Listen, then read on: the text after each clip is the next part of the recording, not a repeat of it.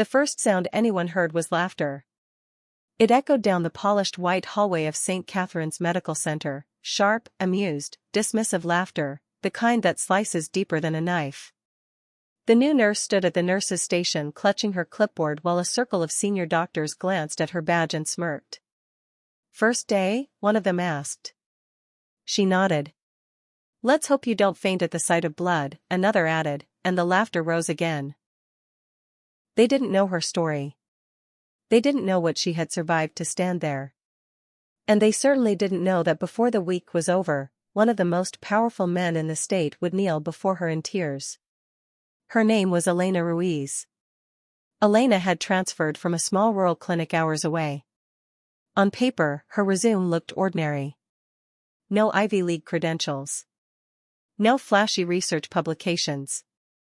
Just years of steady work in underfunded hospitals and emergency response units. To the elite doctors of St. Catherine's, that translated to one word: provincial.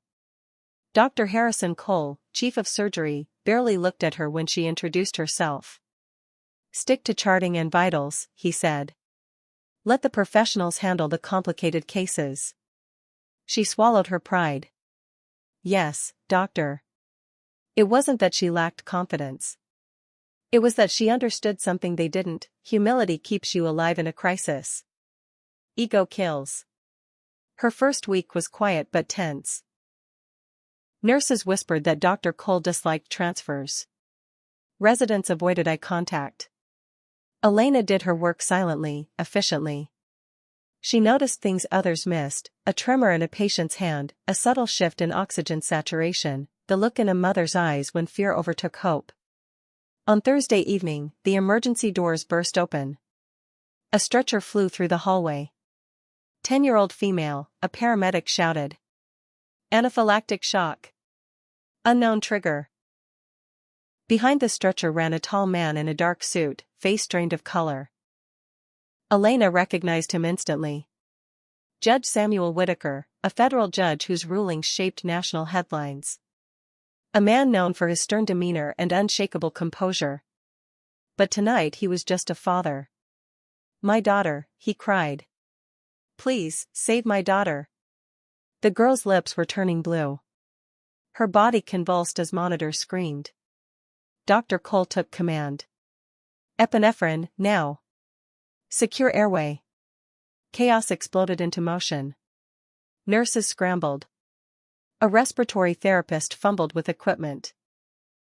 Someone shouted for pediatric specialists. Elena moved closer. Something wasn't right. The child's reaction was progressing too rapidly. The standard dose wasn't stabilizing her. The swelling in her throat worsened. Oxygen levels plummeted. "She's not responding," a resident whispered. Dr. Cole's jaw tightened. "Prepare for intubation." Elena felt a flicker of memory ignite, a case from years ago in a remote clinic. A child exposed not to food allergens, but to a rare latex compound in a toy. Standard protocol failed until they administered a second-line treatment rarely used in urban hospitals. She hesitated only a second. "Doctor," she said firmly, stepping forward. "We need to consider biphasic anaphylaxis triggered by synthetic latex compounds. Standard epinephrine may not be sufficient. We should administer a continuous infusion and antihistamine protocol B." The room went silent for half a breath. Dr. Cole stared at her. "This is not the time for textbook theory." "It's not theory," Elena replied, her voice steady. Her reaction speed and airway constriction pattern match.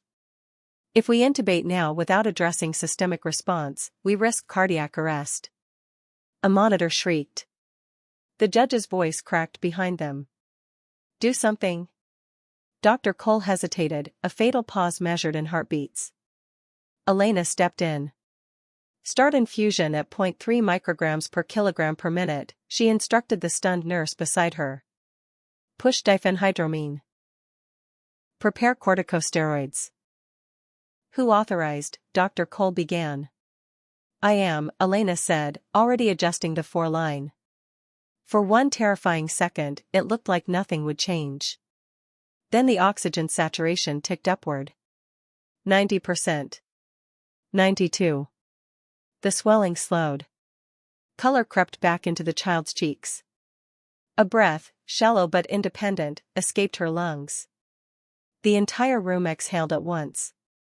Dr. Cole stared at the monitors as if they were betraying him. Elena stayed at the bedside, watching for relapse. "Continue monitoring for secondary reaction," she murmured. Minutes stretched like hours. But the crisis passed. Judge Whitaker stumbled forward when they allowed him near. He took his daughter's small hand in his trembling one. "She's stable," Elena told him softly. "She's going to be okay." The judge looked up, really looked at her, as if memorizing her face. "What is your name?" he asked. "Elena Ruiz, sir." His eyes filled.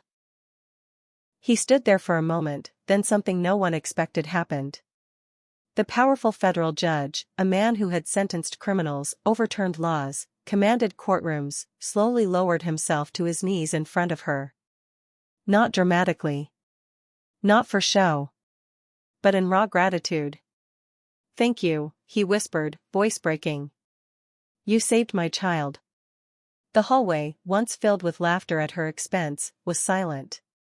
Dr. Cole stepped back, his expression unreadable. Word spread through the hospital like wildfire.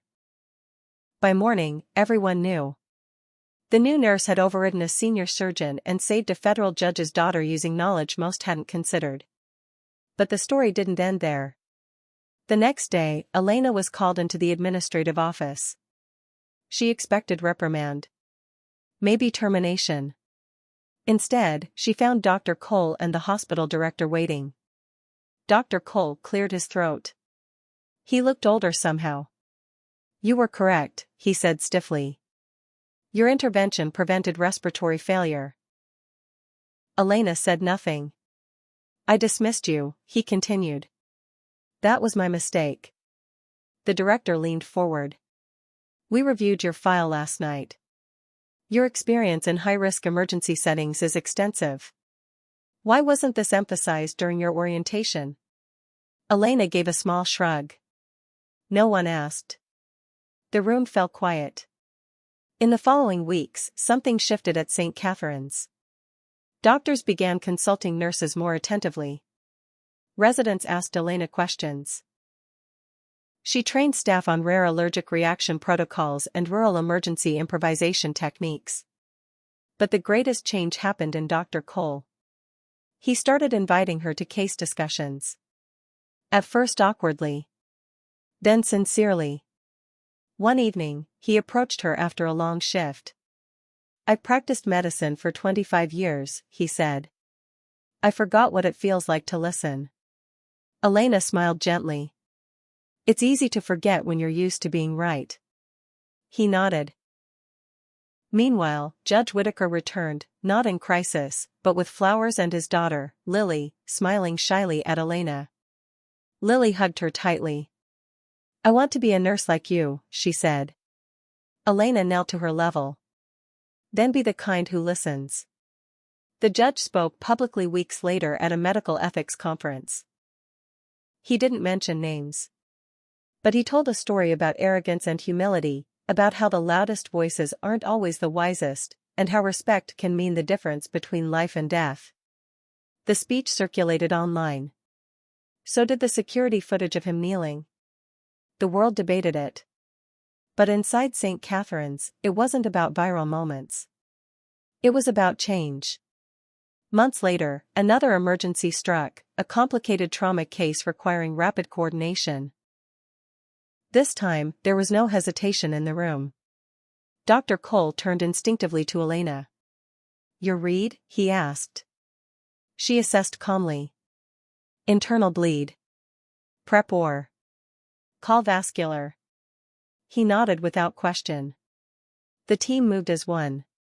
The patient survived. Afterward, as they washed their hands in the quiet of the surgical wing, Dr. Cole spoke again. "You know," he said, "when you first arrived, we laughed." Elena met his reflection in the mirror. "I remember. I'm ashamed of that." She considered his words. Growth begins with discomfort, she replied. You chose to grow. He smiled faintly. Years later, when Elena herself became head of emergency medicine, she kept a framed photo in her office.